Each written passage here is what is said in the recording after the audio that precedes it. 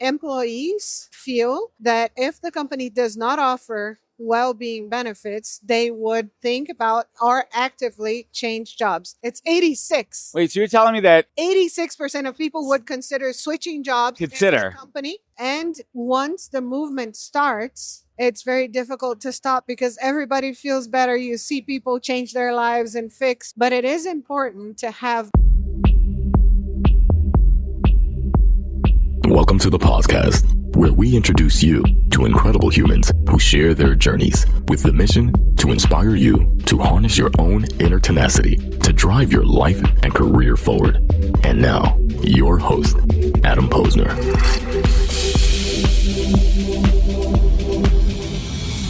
we are back here on the podcast with Lívia Martini from Wellhub. Welcome to the show. Thank you for having me. This is a bit of a last minute one, thanks to our mutual friend over there who, Angela, came in a time of need when I needed caffeine. And this is serendipity, how these things happen. So kudos and thank you to what makes her a great, Angie.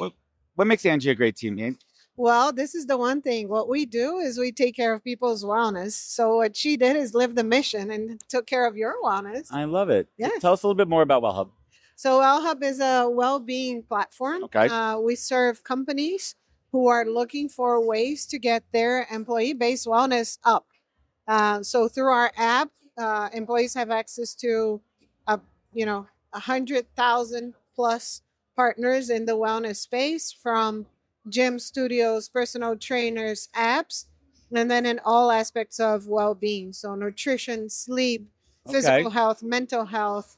And the good part is that we have not a one-size-fits-all solution. It's a one-size-fits-many in the sense that you can choose your own journey and it can change over time. I love it. And how long have you been in business for?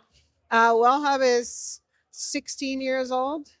Okay. And my big question whenever I talk to benefit providers, it's not about the offering, it's about education and adoption. I mean, you could offer you could offer your employees the world. Yes. But it's up to them to take it, right? So what are some of those best practices that you have found to really help drive usage and adoption? Yeah, so I have to say that the most important thing is that people in my seat, the HR folks out there, the people leaders, they need to be truly bought into this. So it can't just be lip service. You have to actually want to make it happen. That's Right. step number one. But then we have a lot of different tools and maybe we have a platform to help people like me.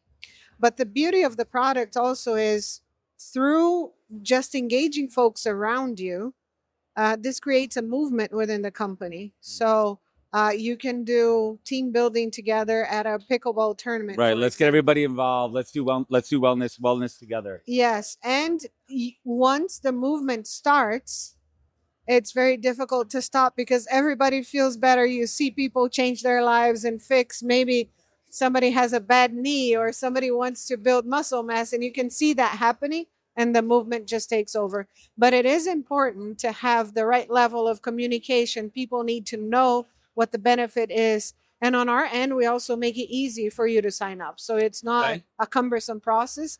The adoption is, it's an easy first step. Turnkey. Exactly. We want to make it easy. So let me ask you this one. Generally speaking, what you're offering is not 100% unique. There's other providers out there that offer well-being marketplace out there. But why would a company want to work with Wellhub? What is it like? What are those key differentials and the selling points? So our network, I think, is the most powerful thing we have in our products. We have a number of partners, exclusive partners that you could only get through us. But from an employee perspective, you get, for maybe the price of one regular membership to one gym chain, let's say, you get everything else bundled up with that. Right. So you get you could it's a bundling where you could have access to various. It's not like just one like Crunch or whatever. You're able to access multiple. Exactly. So, but the I think that the key differentiator is the way we built the product, the way we built our app, and what I mentioned, the support that we give to people teams is what actually drives adoption up.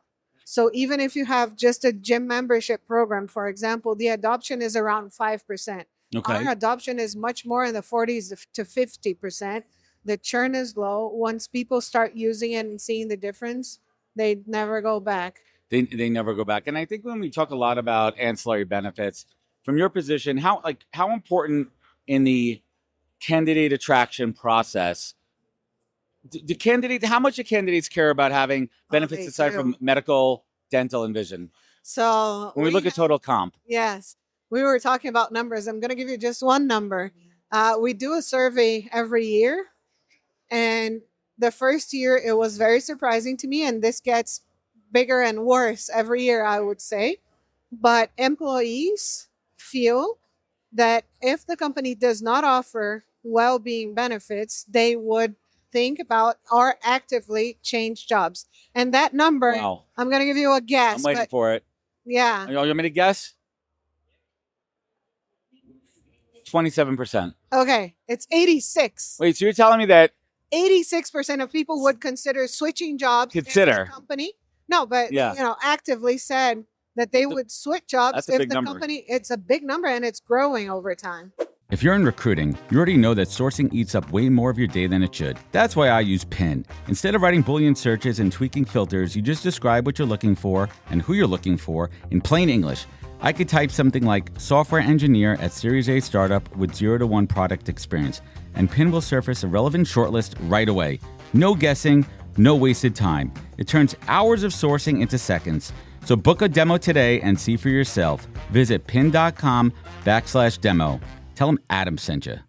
Well, because I think that to be fair, I think, and this is to your benefit, I think it's because employees are expecting a well-rounded benefits package is part of their total compensation. Yes. I expect, and it's also think about it too from a cost savings perspective, right? If my employees are healthier, hopefully that'll be lower medical costs, right? Like it all works together. And that's what I'm seeing a lot too. And I'm just curious on your thoughts, whether it's related or not. The thoughts of the GLP-1s being covered by employees. I don't know if that's something that you guys touch at all, but what are your general thoughts on that? So to me, that's one piece of the solution. Mm-hmm. And I think that it's very important that people have access to it. Folks that need it get access to it. But even if you take just the medication and do nothing else, the odds of the program being successful are very low. So you have to pair medication with nutrition, with exercise. You're losing muscle mass, bone density. Exactly. You have to do. One of the dangers of the medication is that you lose everything together. You lose muscle mass, you lose fat. You just lose all of the weight. It doesn't it doesn't discriminate what weight you're losing on that.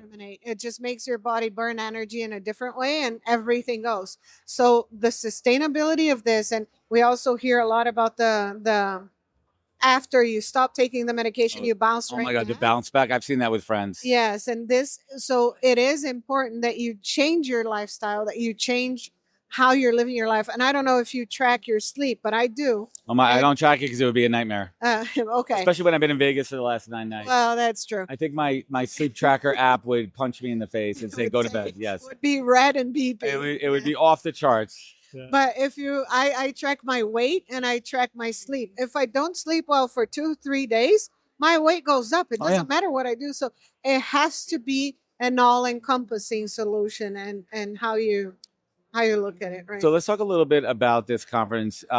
Is this your first Transform? It is my first Transform. So I'd love your take as an attendee and as also an exhibitor. So I actually find it very important, everything that happens outside of the regular programming, let's say. I was actually a speaker too, so it was a very big honor to be on stage. And we did have very interesting conversations. I went to very good sessions. But the one-on-ones that we have, your happenstance with Angie as well. Serendipity. But meeting people one-on-one and exchanging experiences is amazing. For me, I do this a lot. This is part of my job. I attend a lot of different conferences. Every conferences have their pros and their cons. But this one for me is about connection and community. Yes. And you'll see the same people return every year. And it's really our reunion. Some people you see at different conferences, but there's a core crew that comes here. And it's the conversations. You hit the nail on the head. It's building relationships. It's having, what was, well, tell me this one. Who's one new friend that you made, and why was that connection so important? So I'm hoping to make, a bigger connection with this person. But I was talking to one of our advisors, and she, during our conversation, 3 people stopped to say hi. And then one And of then them sat down and started to talk. Oh, I saw this session and it's absurd how this was, discussed, etc. Then I said, tell me more.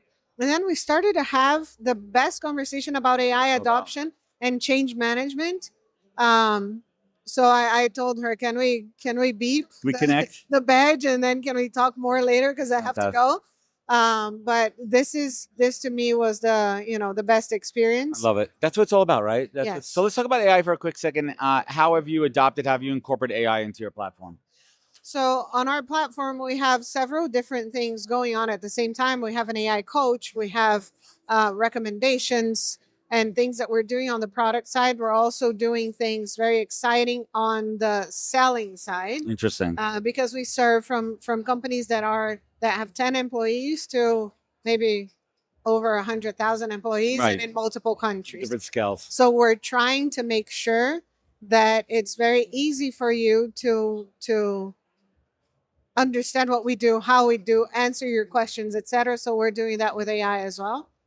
But on my side, on the people front, what has been amazing is just we have told our teams experiment and find solutions that work for your biggest pains. Encouraging them to mess around and find out. And it has been chaos for a few months.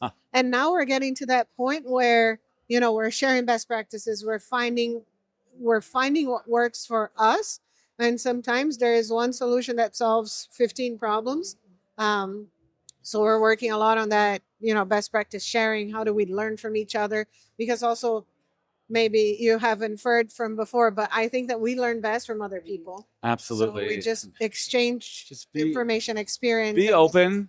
Yeah. Keep your ears open. Be curious. Always be curious. Yes. So, Lívia, thank you so much for joining us here. Tell folks where they can connect, where they can learn more about Wellhub. So I think the easiest is go to wellhub.com. You can see everything there. We have, if you want to work with us, if you want to buy our product, if you want to be a partner, everything is over there. And get in touch with us. We would love to hear and see how we can help make your well-being better. Awesome. Thank you so much. Thank you for having me. Appreciate it. Wisdom is forever, but for us, it's time to go. Thank you for joining us. Luckily, we'll be back with our next episode soon, jam-packed with more incredible humans. Thank you for listening, subscribing, and sharing. To join the conversation, search the Podcast on LinkedIn. And to catch up on past episodes and more info, please visit www.thepodcast.com.